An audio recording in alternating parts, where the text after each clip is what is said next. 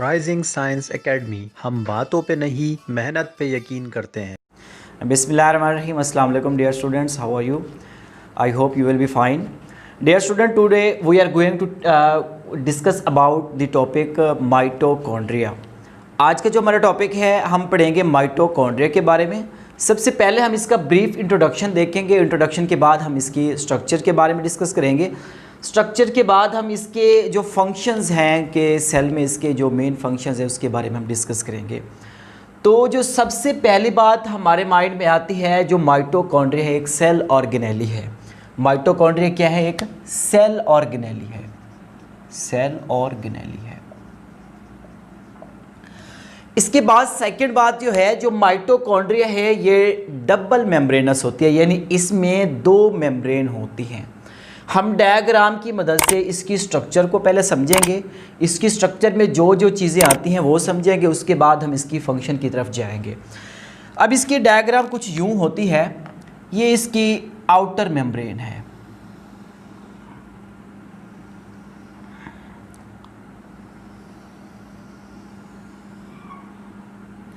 ये इसकी outer membrane है माइटोकॉन्ड्रिया की। अब जो इसकी इनर मेम्ब्रेन होती है, पहले इसको नाम दे देते हैं। ये हमारे पास क्या है? आउटर मेम्ब्रेन है। आउटर मेम्ब्रेन है। अब जो इसकी इनर मेम्ब्रेन होती है वो आउटर मेम्ब्रेन से बिल्कुल डिफरेंट होती है। वो किस तरह से होती है ये हम देखते हैं। ये हम इसकी इनर मेम्ब्रेन बनाने लगे हैं।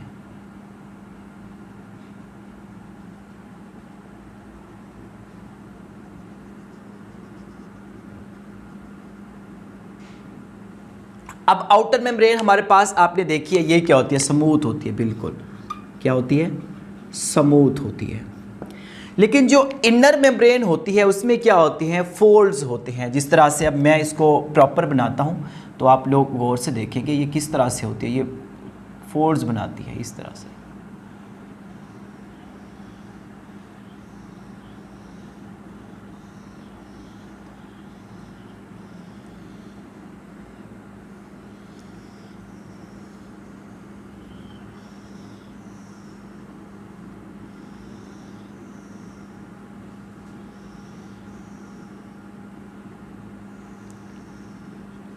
इस तरह से क्या होते हैं? ये क्या होती है? जो इनर मेम्ब्रेन होती है वो फोल्डेड होती है, फोल्डेड इनवर्ड होती है।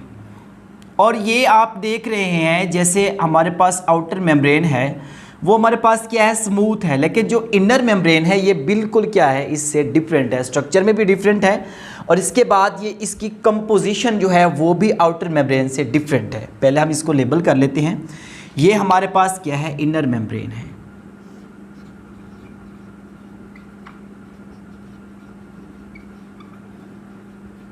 इनर मेम्ब्रेन है। अब अगर हम इनकी कंपोजिशन की बात करें तो कंपोजिशन के लिहाज से जो इनर मेम्ब्रेन है ये डिफरेंट होती है। अब जो इनर मेम्ब्रेन होती है इसमें एंजाइम्स होते हैं और इनमें लिपिड्स भी होते हैं और इनमें प्रोटीन्स भी होते हैं। लेट्स सपोज मैं अगर यहाँ बात करूँ, इसमें क्या होते हैं? एंजाइम भी होते हैं प्लस प्रोटीन्स भी होती हैं। इसके साथ साथ लिपिड्स भी होते हैं। यहाँ पे अगर हम बात करें तो इसमें लेट्स सपोज यहाँ पे कोई एंजाइम है। इसके साथ साथ इनर मेम्ब्रेन में इलेक्ट्रॉन ट्रांसपोर्ट चेन भी होती है। लेट्स सपोज ये हमारे पास क्या है? इलेक्ट्रॉन ट्रांसपोर्ट चेन है। और यहाँ पे ये लिपिड का मॉलिक्यूल है, यहाँ पे प्रोटीन का मॉलिक्यूल है, ये भी हमारे पास क्या है? लिपिड का मॉलिक्यूल है। अब यहाँ पे क्या होगा? इलेक्ट्रॉन ट्रांसपोर्ट चेन की बात है तो यहाँ पे क्या होगा? इलेक्ट्रॉन ही प्रेजेंट होगा। अब माइटोकॉन्ड्रिया को हम कहते हैं, ये क्या होता है कि पावर हाउस ऑफ सेल होता है। इसे क्या कहते हैं? हम पावर हाउस ऑफ सेल बोलते हैं। ये क्या होता है? Power house of cell. मैं यहाँ पे लिख देता हूँ, पावर हाउस ऑफ सेल होता है। यानी जो सेल अपने फंक्शन परफॉर्म करता है, साफ ज़रा उसको एनर्जी की ज़रूरत होती है और ये सारी एनर्जी जो मतलब कि सेल की एक्टिविटीज़ को परफॉर्म करने के लिए इस्तेमाल होती है वो यहाँ से आती है, यानी माइटोकॉन्ड्रिया से आती है। ये किस तरह से आती है ये हम देखेंगे। अब यहाँ पे एंजाइम है, ये इलेक्ट्रॉन ट्रांसपोर्ट चेन है। इसका मतलब ये है कि इसमें जो इलेक्ट्रॉन होगा वो मूव करेगा। इलेक्ट्रॉन जब मूव करेगा तो आप लोग देख रहे हैं जब इलेक्ट्रॉन एक मालिक्यूल से इलेक्ट्रॉन ट्रांसपोर्ट चेन में से गुजरता हुआ एक मालिक्यूल तक जाएगा, एक से फिर दूसरे में। यहाँ पे सपोज प्रोटीन है, लिपिड है, फिर इसमें प्रोटीन में आएगा। साफ ज़रा यहाँ पे क्या होगी, एनर्जी रिलीज़ होगी। क्या होगी, एनर्जी रिलीज़ होगी। अब जो एनर्जी रिलीज़ होती है वो एटीपी की फॉर्म में होती है। किस फॉर्म में होती है, वो एनर्जी एटीपी की फॉर्म में होती है, एटीपी की फॉर्म में होती है। और यह एनर्जी स्टोर हो जाती है और सेल को जिस वक्त भी एनर्जी की ज़रूरत होती है तो ये stored energy in the form of ATP use करता है। अब ये हमारे पास हो गया। इसके बाद हमारे पास हमने ये बात की कि इसमें क्या होते हैं, ये फोल्ड्स होते हैं, ये फोल्ड होते हैं। इनर मेम्ब्रेन में जो ये फोल्ड होते हैं इनको हम क्या कहते हैं, इनको हम कहते हैं क्रिस्टाई। इनको हम नाम देते हैं क्रिस्टाई का। ये क्या होती हैं, क्रिस्टाई क्या होती हैं, ये फोल्डेड स्ट्रक्चर्स होती हैं which are present in the inner membrane of mitochondria. इनको हम क्रिस्टाई कहते हैं। अब इसमें एक और स्ट्रक्चर होती है, जिस तरह से मैच स्टिक नहीं होती, उसकी जो तीली होती है यहाँ पे, ये इस तरह से ये स्ट्रक्चर होती है। इस स्ट्रक्चर को हम नाम देते हैं F1 पार्टिकल का। F1 पार्टिकल का नाम देते हैं हमारे पास। और F1 जो पार्टिकल होते हैं ये ATP सिंथेज एंजाइम्स, इनमें क्या होते हैं, ATP सिंथेज एंजाइम्स होते हैं, जो कि किसको करवाते हैं, सिंथेसिस करवाते हैं, एटीपी को। नाम से ज़ाहिर है एटीपी सिंथेसिस एंजाइम्स होते हैं जो कि एटीपी जनरेट करवाते हैं ताकि वही जो एनर्जी है in the form of ATP वो सेल यूज़ कर सके। ये हमारे पास क्या है, F1 पार्टिकल्स हैं। इनमें क्या होते हैं, एटीपी सिंथेसिस एंजाइम्स होते हैं। अब इसके अलावा आप लोग ये देख रहे हैं यहाँ पे जो ये स्पेस है, ये वाली स्पेस है यहाँ पे between the inner membrane and outer membrane, जो स्पेस है इसे हम कहते हैं इंटर मेम्ब्रेन स्पेस कहते हैं इसको। इस स्पेस को हम नाम देंगे inter membrane space, inter membrane space कहते हैं इसको। इसके बाद आप लोग ये देख रहे हैं जो इनर मेम्ब्रेन है, यहाँ पे ये सारी स्पेस है, ये स्पेस है सारी, इसको हम कहते हैं माइटोकॉन्ड्रियल स्पेस। इसको नाम देते हैं हम लोग माइटोकॉन्ड्रियल स्पेस, माइटोकॉन्ड्रियल स्पेस का नाम देते हैं। ये हमारे पास माइटोकॉन्ड्रियल स्पेस है और इसको हम ये भी कह सकते हैं माइटोकॉन्ड्रियल मैट्रिक्स भी कहते हैं, माइटोकॉन्ड्रियल मैट्रिक्स भी कहते हैं। अब ये हमारे पास ये हो गया। अब ये होता है कि जो माइटोकॉन्ड्रिया होते हैं इनके पास अपना डीएनए होता है, इनके पास क्या होता है, अपना डीएनए होता है और इसके साथ साथ राइबोसोम्स भी होते हैं। पहले हमें राइबोसोम्स साइटोप्लाज्म में मिलते थे, अब यहाँ पे भी राइबोसोम्स आ गए। इसकी रीज़न क्या है, जो राइबोसोम्स हैं इनकी प्रेजेंस हमें ये बताती है, यही जो राइबोसोम्स हैं बेसिकली ये क्या करवाते हैं, प्रोटीन सिंथेसिस करवाते हैं। माइटोकॉन्ड्रिया क्या करते हैं, प्रोटीन सिंथेसिस करवाते हैं।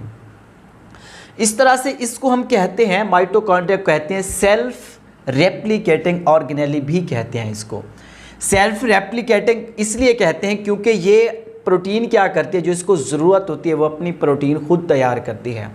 और बाज़ बुक्स में ये कहा गया है कि जो माइटोकॉन्ड्रिया को जो प्रोटीन ज़रूरत होती है वो सारी खुद तैयार नहीं करती, वो क्या करती है, उसको जितनी प्रोटीन की ज़रूरत होती है उसका 10% खुद प्रिपेयर करती है। कितने परसेंट, 10% जो प्रोटीन होती है वो खुद प्रिपेयर करती है और बाकी अपनी ज़रूरियात को पूरा करने के लिए बाहर से ये लेती है ताकि अपने जो नॉर्मल फंक्शंस हैं वो अपने परफॉर्म कर सके। जस्ट ये 10% प्रोटीन खुद तैयार करेगी, इसलिए इसे कहते हैं सेल्फ रेप्लिकेटिंग ऑर्गेनेली। ये क्या करती है, प्रोटीन्स क्या करती है, 10% खुद तैयार करती है और बाकी का जो हिस्सा है वो क्या करती है, सराउंडिंग से रहती है। ये हमारे पास इसकी स्ट्रक्चर होगी। अब स्ट्रक्चर में हमने क्या पढ़ा, स्ट्रक्चर में इसकी दो मेम्ब्रेन होती है। ये हमारे पास आउटर मेम्ब्रेन है, ये क्या होती है बिल्कुल स्मूथ होती है, आपको नज़र आ रही है। इसके बाद है इनर मेम्ब्रेन। इनर मेम्ब्रेन क्या होती है, ये स्मूथ नहीं होती, बल्कि इसमें क्या होते हैं डिफरेंट फोल्ड्स होते हैं, जिस तरह से हमने ये डायग्राम बनाई है। और इन डिफरेंट फोल्ड्स को हम किसका नाम देते हैं, क्रिस्टई का नाम देते हैं। ये है क्रिस्टई का नाम देते हैं। और यहाँ पे क्या होता है, एक मैच जिस तरह मैचेस की तीली होती है उस तरह की एक स्ट्रक्चर होती है जिसे हम F1 पार्टिकल का नाम देते हैं। वो क्या करवाते हैं, ATP, उसमें क्या होते हैं ATP सिंथेस एंजाइम्स होते हैं जो कि ATP सिंथेसिस करवाते हैं। इसके बाद हमने ये पढ़ा कि इस जो इनर मेम्ब्रेन है, it consist of proteins, consist of lipids, as well as consist of electron transport chains, as well as it consist of enzymes. अब हमने यहाँ पे पढ़ा कि इसे कहते हैं कि पावर हाउस ऑफ सेल बोलते हैं। क्यों बोलते हैं, क्योंकि यहाँ पे हमने जिक्र किया इलेक्ट्रॉन ट्रांसपोर्ट चेन का।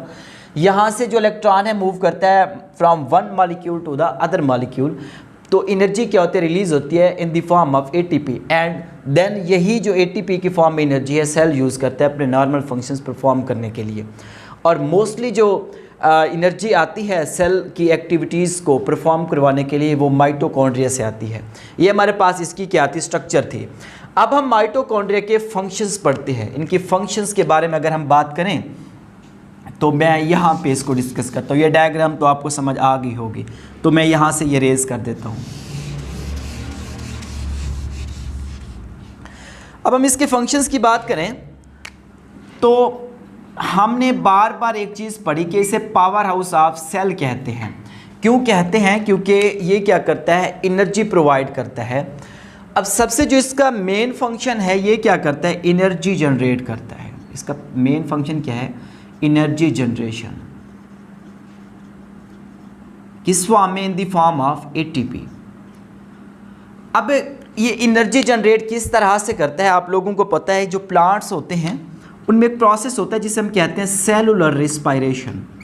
सेलुलर रिस्पायरेशन, ये उसमें प्रोसेस होता है। अब सेलुलर रिस्पायरेशन में क्या होता है, सेलुलर रिस्पायरेशन में हमारे पास एक मॉलिक्यूल है ग्लूकोज। ग्लूकोज का जो मॉलिक्यूल है उसकी ब्रेक डाउन होती है, तोड़ फोड़ होती है, तो उससे हमें क्या मिलती है, एनर्जी मिलती है। ये हम आने वाले इंशाल्लाह टॉपिक्स में पढ़ेंगे कि ग्लूकोज की ब्रेक डाउन कैसे होती है, ग्लाइकोलिसिस कैसे होती है, तो फिर हम ये इंशाल्लाह ये पढ़ेंगे इंशाल्लाह नेक्स्ट आने वाले टॉपिक्स में। तो इसमें क्या होती है, जब ग्लूकोज सेलुलर रेस्पायरेशन के दौरान ग्लूकोज की ब्रेक डाउन होती है तो उससे हमें एनर्जी क्या मिलती है, एनर्जी मिलती है in the form of ATP। तो वही जो सेल होता है यही इसी एनर्जी को यूज़ करते हुए अपने लाइफ एक्टिविटीज़ को परफॉर्म करता है। ये हमारे पास इसका मेन फंक्शन हो गया। इसके बाद हम आखिरी बात करेंगे माइटोकॉन्ड्रिया के बारे में। जो माइटोकॉन्ड्रिया होते हैं ये एनिमल सेल्स में भी प्रेजेंट होते हैं, as well as these are present in plant cell, यानी एनिमल्स एंड प्लांट्स दोनों में ये प्रेजेंट होते हैं। तो ये सारा कुछ था माइटोकॉन्ड्रिया के बारे में। हमने इसमें इसकी सबसे हमने ये पढ़ा कि ये सेल ऑर्गेनेली होती है, पावर हाउस ऑफ सेल होता है। इसकी स्ट्रक्चर में दो मेम्ब्रेन्स होती हैं, inner membrane, outer membrane. Inner membrane की हमने स्ट्रक्चर देखी, आउटर मेम्ब्रेन की, उसके बाद हमने इसके फंक्शंस देखे। ये सारा कुछ माइटोकॉन्ड्रिया के बारे में हमने पढ़ा। तो इंशाल्लाह नेक्स्ट अगर आप लोगों का कोई क्वेश्चन हो तो आप कमेंट बॉक्स में मेंशन करेंगे, और इंशाल्लाह आपको आने वाली वीडियो में या आने वाले लेक्चर में मैं इंशाल्लाह आपको आपके सवाल का जवाब दूँगा। और बाकी अगर आप लोग कोई टॉपिक रिकमेंड करना चाहते हैं कि ये पढ़ाया जाए तो इंशाल्लाह वो भी आप कमेंट बॉक्स में मेंशन करेंगे। नेक्स्ट इंशाल्लाह मैं वही टॉपिक पढ़ाऊँगा। Thank you so much. And बाकी अगर आप लोगों को हमारी समझ आती है तो आप प्लीज़ हमारे चैनल को सब्सक्राइब कर दें। Thank you so much and अल्लाह हाफिज़।